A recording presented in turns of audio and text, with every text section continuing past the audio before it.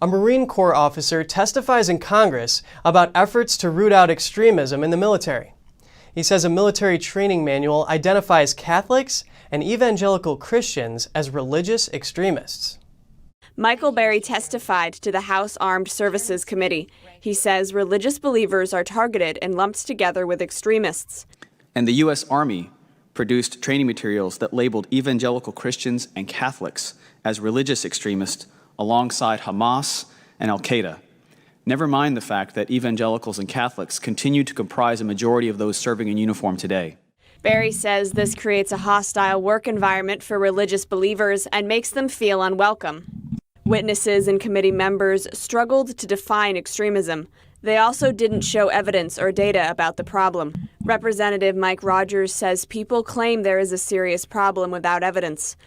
It's also important to point out that we lack any concrete evidence that violent extremism is as rife in the military as some commentators claim.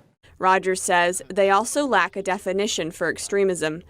If this committee is going to attempt to address this issue, we need to be clear about what examining extremism means.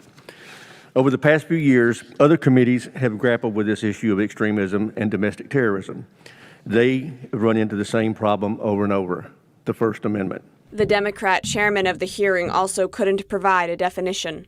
We do have a problem, and that becomes the challenge here.